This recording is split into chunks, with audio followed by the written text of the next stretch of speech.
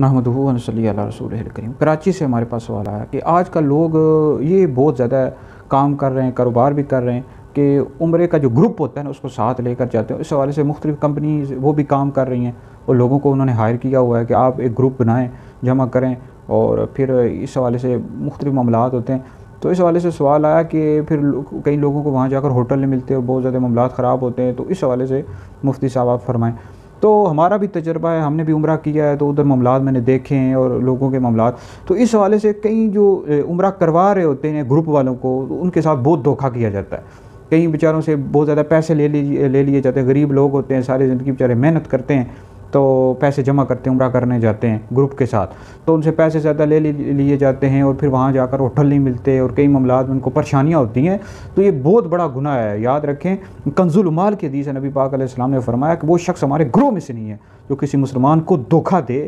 مسلمان کو دھوکہ دے، اس کو تکلیف پہنچائے یا اس کے ساتھ مکر کرے۔ تو لہٰذا کسی مسلمان کو دھوکہ دینا، اس کے ساتھ فراڈ کرنا، اس سے پیسے لے لینا اضافی، اور پھر وہاں جا کر ان بیچاروں کو ہوٹل نہیں ملتے اور ذلیل ہوتے ہیں، مسلمان بیچارے عبادات سے اتنا نہیں کر پاتے، تو یہ بہت بڑا جرم ہے جی۔ جو عمرہ کروا رہے ہوتے ہیں، گروپ ساتھ لے کر جا رہے ہوتے ہیں، ان کی بہت بڑی ذمہ داری ہے، یہ بہت بڑی ذمہ داری ہے۔ اگر کوئی سمجھے، اگر صرف کاروبار کا ذریعہ بنا ہوا ہمیں کمیشن ملے اور ہم پیسے کمائیں، تو یہ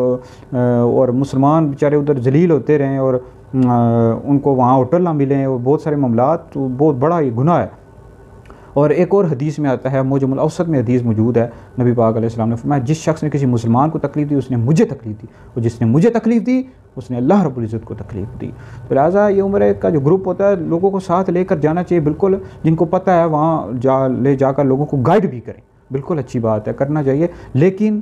دھوکہ دینا، فراڈ کرنا مسلمانوں کے ساتھ، اور وہاں بیچاروں کو پھر ہوٹل نہ ملیں، کمرے نہ ملیں، وہاں جا کر ذلیل ہوتے رہیں، تو یہ بہت غلط بات ہے، بہت بڑا گناہ ہے۔ تو لہٰذا یہ ویڈیو سنیں، ایسے لوگوں تک پہنچائیں بھی کہ جو عمرہ کا کام کر رہے ہیں، گروپ ساتھ لے کر جاتے ہیں۔ تو مزید کوئی سوال کرنا ہو عمرے کے حوالے سے تو ہم سے کر سکتے ہیں، اور یہ ویڈیو سن کر آگے بھی شیئر کر دیں۔